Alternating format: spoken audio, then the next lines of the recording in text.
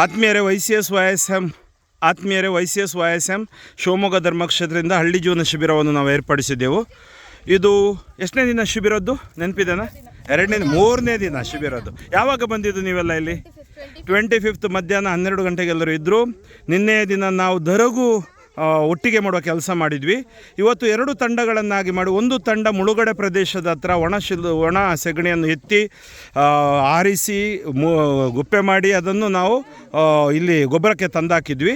ಇನ್ನೊಂದು ಗ್ರೂಪು ನಮ್ಮ team leader ಲೆನ್ನಿ ಒಟ್ಟಿಗೆ ಮತ್ತು ಪವಿತ್ರ ಮತ್ತು ನಮ್ಮ ಮೆಲ್ವಿನ್ ಡಿಕುನ ಒಟ್ಟಿಗೆ ಇಲ್ಲಿ ಬಂದಿದ್ದಾರೆ. ಸೊ ನಮ್ಮ ಮಧ್ಯೆ ಸಹೋದರಿ, ನಿಮ್ಮ ಹೆಸರು? ಮರಿಯಾ ಸುಜಾನ, ಶರಾವತಿ ನಗರದಿಂದ. ಮೊಟ್ಟ ಮೊದಲನೇ ಬಾರಿ ಅವರಿಗೆ ಅನುಭವ. ಈ ಅನುಭವದ ಬಗ್ಗೆ ಕುರಿತು ಏನು ಹೇಳ್ತೀರಾ? ಅಂದ್ರೆ ಸ್ವಲ್ಪ ಕಷ್ಟ ಆಯ್ತು, ತುಂಬಾ ಹಾರ್ಡ್ ವರ್ಕ್ ಇತ್ತು, ಬಟ್ ಎಂಜಾಯ್ ಮಾಡ್ಕೊಂಡು ಕೆಲಸ ಮಾಡಿದ್ವಿ. ಲೈಫಲ್ಲಿ ಇಂಥ ಕೆಲಸ ಮಾಡಿದ್ದೀರಾ ನೀವು ಏನಾದ್ರು? ಫಸ್ಟ್ ಟೈಮ್ ಲೈಫಲ್ಲಿ ಗೊಬ್ಬರ ಎತ್ತಿದ್ದು ಮಾಡಿದ್ದು, ಮತ್ತೆ ಅಲ್ಲಿ ಅಡಿಕೆದು ಇದು ತಂದಿದ್ದು ಎಲ್ಲ ಫಸ್ಟ್ ಟೈಮ್. ಇದು ಏನೇನು ಮಾಡಿದ್ವಿ ಎಲ್ಲ ಫಸ್ಟ್ ಟೈಮ್ ನಾವು. ನಿನ್ನ ಹೆಸರೇನಮ್ಮ? ಯಶಸ್ವಿನಿ. ಎಲ್ಲಿಂದ ಬಂದಿದ್ಯಾ? ತೀರ್ಥಹಳ್ಳಿ. ಹೇಳು ನಿನ್ನ ಅನುಭವ. ಇವತ್ತು ಏನಿಂದ ಕೆಲಸ ಮಾಡಿದ್ರಿ? ಹಾಳೆ ತೆಗೆಯೋದು ಮತ್ತೆ ಗೊಬ್ಬರ ಹಾಕೋದು. ಯಾವುದು ಹಾಳೆ? ನೀವು ಹಾಳೆ ಅಂದರೆ ಪುಸ್ತಕದ ಹಾಳೆ ಅಂತ ಯೋಚನೆ ಮಾಡಿದೆ. ಅಡಿಕೆ ಮರದ ಹಾಳೆ ಅಂತ ತೆಗೆಯೋದು ಅಲ್ವಾ? ಮತ್ತು ಗೊಬ್ಬರ ಹಾಕೋದು ಯಾವುದಕ್ಕೆ ಗೊಬ್ಬರ ಹಾಕಿದ್ರಿ ನೀವೆಲ್ಲ? Sugar cane. ಇಲ್ಲಿ ಶುಗರ್ ಕೇನಲ್ಲಿ ಏನು ಮಾಡ್ತಾರೆ? ಬೆಲ್ಲ ಮಾಡ್ತಾರೆ. ಓಕೆ, ನಮ್ಮ ಮಧ್ಯೆ ಲೆನ್ನಿ ಇದ್ದಾರೆ. ಲೆನ್ನಿ ಅಕ್ಕ. ಲೆನ್ನಿ ನಮ್ಮ ICM president, ICSN president, animator ಆಗಿ ನಮ್ಮ YCS ಮಕ್ಕಳಿಗೆ ಬಂದಿದ್ದಾರೆ. ನೀವು ನಿಮ್ಮ ಅನುಭವಗಳನ್ನು ಏನು ಹೇಳ್ತೀರಿ ಇವತ್ತು? ನಿಮ್ಮ ಕೆಲಸ ಮತ್ತು ಹೆಂಗೆ ನಮ್ಮ ಹುಡುಗರೆಲ್ಲ ಹೆಂಗೆ ಕೆಲಸ ಮಾಡಿದರು? ಮಕ್ಕಳೆಲ್ಲ ತುಂಬ ಚೆನ್ನಾಗಿ ಕೆಲಸ ಮಾಡಿದ್ರು. ಅವ್ರ ಜೊತೆ ನಾವು ಕೆಲಸ ಮಾಡಿದ್ವಿ. ತುಂಬ ಖುಷಿ ಆಯಿತು. ಒಂದು ಕಬ್ಬು ಬೆಳಿಬೇಕಾದ್ರೆ ಅದು ಯಾವ ಥರ ಅದಕ್ಕೆ ಪೋಷಣೆ ಮಾಡ್ತಾರೆ, ಯಾವ ಥರ ಗೊಬ್ಬರ ಹಾಕ್ತಾರೆ. ಮತ್ತು ಇಲ್ಲಿ ನಾವು ನೋಡಿದ್ದು ಯಾವುದು ಕೆಮಿಕಲ್ ಹಾಕಿರೋ ಗೊಬ್ಬರ ಅಲ್ಲ, ಇದೆಲ್ಲ ಸಾವಯವ ಗೊಬ್ಬರ. ಇದೆಲ್ಲ ದನದ್ದು ಮತ್ತು ತರಗೆಲೆ ಎಲ್ಲ ಒಟ್ಟು ಮಾಡಿ ಇದು ಮಾಡಿರೋ ಗೊಬ್ಬರ ಇದು. ಸೊ ನಮಗೊಂದು ನ್ಯಾಚುರಲ್ ಆಗಿ ಯಾವ ಥರ ಗೊಬ್ಬರ ಮಾಡ್ತಾರೆ ಅಥವಾ ಮತ್ತೆ ಯಾವ ಥರ ಗೊಬ್ಬರ ಹಾಕಬೇಕು ಗಿಡಕ್ಕೆ ಅಂತೆಲ್ಲ ಹೇಳ್ಕೊಟ್ರು. ಅದ್ರ ಮಧ್ಯೆ ಬರೀ ಕಬ್ಬು ಮಾತ್ರ ಹಾಕಿಲ್ಲ, ಅದ್ರ ಮಧ್ಯೆ ಸಾಸಿವೆ ಗಿಡ ಕೂಡ ನೋಡಿದ್ವಿ.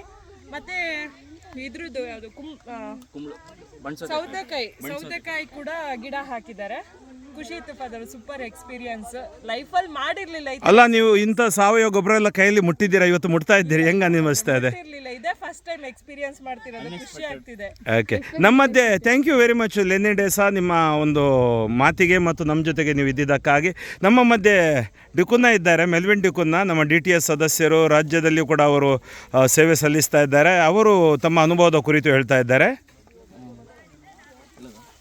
ಇದು ನನ್ನ ಮೊದಲನೇ ಸಾರಿ ನಾನು ಕ್ಯಾಂಪಿಗೆ ಇಲ್ಲಿ ಬಂದಿರೋದು.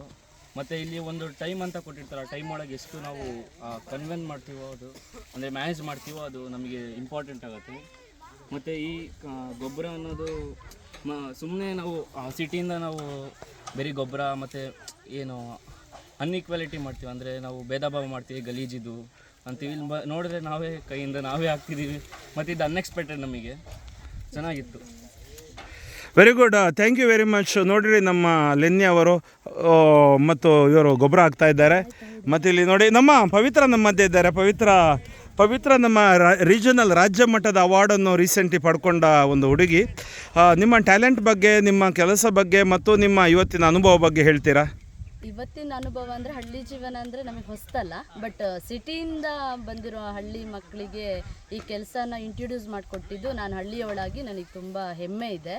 ಅದ್ರ ಜೊತೆಗೆ ತುಂಬ ಹೇಳ್ಕೊಟ್ಟಿರೋಂಥ ಕೆಲಸಗಳ ಜೊತೆಗೆ ಕೊಟ್ಟಿರೋದಕ್ಕಿಂತನೂ ಹೆಚ್ಚಿನದಾಗಿ ಮಾಡಿದ್ದಾರೆ ಅಂತ ಹೇಳಿದ್ರೆ ತುಂಬ ಖುಷಿಯಾಗುತ್ತೆ. ನಿಮ್ಮ ಬಗ್ಗೆ ನೀವು ಸ್ವಲ್ಪ ಏನು ಹೇಳ್ತೀರಿ? ನಿಮಗೆ ಈ ಸಾರಿ ರಾಜ್ಯ ಪ್ರಶಸ್ತಿ ಕರ್ನಾಟಕ KRYCಯಿಂದ ಬಂತು, ಅದರ ಬಗ್ಗೆ ನಿಮ್ಮ ಯಾವುದಕ್ಕಾಗಿ ಬಂತು, ಯಾತಕ್ಕಾಗಿ ಬಂತು ಅಂತ ಹೇಳ್ತಿದ್ದೀರಾ? ನನ್ನ ಹೆಸರು ಪವಿತ್ರ ಡಿಂಬೆಲು. ನಾನು ಕಬಳೆ ಧರ್ಮ ಕೇಂದ್ರದವಳು. ಶಿವಮೊಗ್ಗ ಡಯಸಿಸಿಂದ ನನಗೆ ಆಯ್ಕೆ ಮಾಡಿ 2 ಪ್ರಶಸ್ತಿಗಳನ್ನು ಕೊಟ್ಟಿದ್ದಾರೆ. ಇದು ನನಗೆ ಸಿಕ್ಕಿದ್ದು ನನ್ನದಲ್ಲದ ಕ್ಷೇತ್ರದಲ್ಲಿ ನಾನು ಸಾಧನೆ ಮಾಡಿದ್ದು, ಅಂದರೆ ಜಾನಪದ ಕ್ಷೇತ್ರದಲ್ಲಿ ನನಗೆ ಸಿಕ್ಕಿರುವಂಥದ್ದು. ಅದಕ್ಕೆ ನನಗೆ ತುಂಬ ಖುಷಿ ಇದೆ. ಅದರಲ್ಲೂ ಹಳ್ಳಿಯ ಒಂದು ಪ್ರತಿಭೆಯನ್ನು ಗುರುತಿಸಿ ನನಗೆ ಪ್ರಶಸ್ತಿ ಕೊಟ್ಟಿದ್ದು, ನಮ್ಮವರ ಮಧ್ಯೆ ನಾನು ತಗೊಂಡಿದ್ದು ನನಗೆ ತುಂಬ ಹೆಮ್ಮೆ. ನೀವು ಹೆಗ್ಗೋಡು ಇದು ಕೆಲಸ ಮಾಡ್ತೀರ ಅಂತ ಗೊತ್ತಾಯ್ತು, ಏನದು ಹೇಳ್ಬೋದು ಸ್ವಲ್ಪ ಹೆಗ್ಗೋಡು ಬಗ್ಗೆ? ಹೆಗ್ಗೋಡಲ್ಲಿ ನಾಟಕಗಳನ್ನು, ರಂಗ ತರಬೇತಿಗಳನ್ನು, ಕಲಾವಿದರನ್ನು ಅಲ್ಲಿ ತಯಾರು ಮಾಡಿ ಈ ಸಿನಿಮಾ ಕ್ಷೇತ್ರಗಳಲ್ಲಿ ಏನು ಬರ್ತಾ ಇದ್ದಾರೆ ಅಲ್ಲಿ ಅವರನ್ನು ತರಬೇತಿಗೊಳಿಸಿ ಕಳಿಸ್ತಾರೆ. ಅದೇ ರೀತಿಯಲ್ಲಿ ನನಗೆ ಅಲ್ಲಿ ಸಿಕ್ಕಿದ್ದು ಒಂದು ಅವಕಾಶ ಅಂತ ಹೇಳಿದರೆ ಡ್ಯಾನ್ಸ್ ಟೀಚರ್ ಆಗಿ ವರ್ಕ್ ಮಾಡುವಂಥದ್ದು, ನಾಟಕಗಳಿಗೆ ಡ್ಯಾನ್ಸ್ಗಳನ್ನು ಆಮೇಲೆ ಹಾಡುಗಳನ್ನು ಹೇಳ್ಕೊಡುವಂಥದ್ದು ನನಗೊಂದು ಅವಕಾಶ ಅಲ್ಲಿ ಸಿಕ್ಕಿತ್ತು. ಸತತ ನಂದಿದ್ದು ಜಾನಪದ ಕ್ಷೇತ್ರದಲ್ಲಿ 15 ವರ್ಷದ ಒಂದು ಪಯಣ ಅಂತ ಹೇಳ್ಬೋದು. ಬೇರೆ ಬೇರೆ ಕಡೆಗಳಲ್ಲಿ ನಿಮಗೆ ಹೋಗ್ಲಿಕ್ಕೆ ಸಿಗುತ್ತೆ, ಮೈಸೂರು, ಬೆಂಗಳೂರು, ಡೆಲ್ಲಿ. ಅಂದರೆ ಒಂದು ಕಬ್ಳೆ ಎಂಬ ಚಿಕ್ಕ ಪುಟ್ಟ ಗ್ರಾಮದಿಂದ, ಹಳ್ಳಿಯಿಂದ ಅಷ್ಟು ದೂರ ನೀವು ಹೋಗಿದ್ದು ನಿಜವಾಗಿಯೂ ನಮಗೆ ಹೆಮ್ಮೆ ಅನಿಸುತ್ತದೆ. ಮತ್ತು ನಿಮ್ಮ ಸಾಧನೆ ಖಂಡಿತವಾಗಿಯೂ ಹಳ್ಳಿಯವರೇನು ಕಡಿಮೆ ಅಲ್ಲ ಎಂಬುದಾಗಿ ನೀವು ತೋರಿಸಿದರು. ಕಲೆ ಒಂದು ಹೇಳ್ತಾರಲ್ಲ, ಯಾರ್ದು ಆಸ್ತಿ ಅಲ್ಲ ಅಂತೇಳಿ, ಇನ್ನೊಂದು ರೀತಿ ಯಾರ ಅಪ್ಪಂದು ಆಸ್ತಿ ಅಲ್ಲ ಅಂತಾರೆ, ಆದರೆ ಅದು ದೇವರ ಒಂದು ವಿಶೇಷ ವರದಾನ. Congratulation, God bless you. ನಮಗೆ ಈ ದಿನ YCS ಶಿಬಿರದಲ್ಲಿ, ಈ ಹಳ್ಳಿ ಜೀವನದಲ್ಲಿ ಸಹಕಾರ ಕೊಟ್ಟಿದ್ದಕ್ಕಾಗಿ.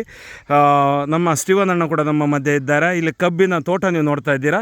ಬೆಳಗಿನ ಕೆಲಸ ಮಾಡ್ತಿದ್ರು. ಇದೊಂದು ಕೆಲಸ ಅನ್ನೋದಕ್ಕಿಂತಲೂ ಹೆಚ್ಚಿನ ರೀತಿಯಲ್ಲಿ ಇದೊಂದು ಅನುಭವ.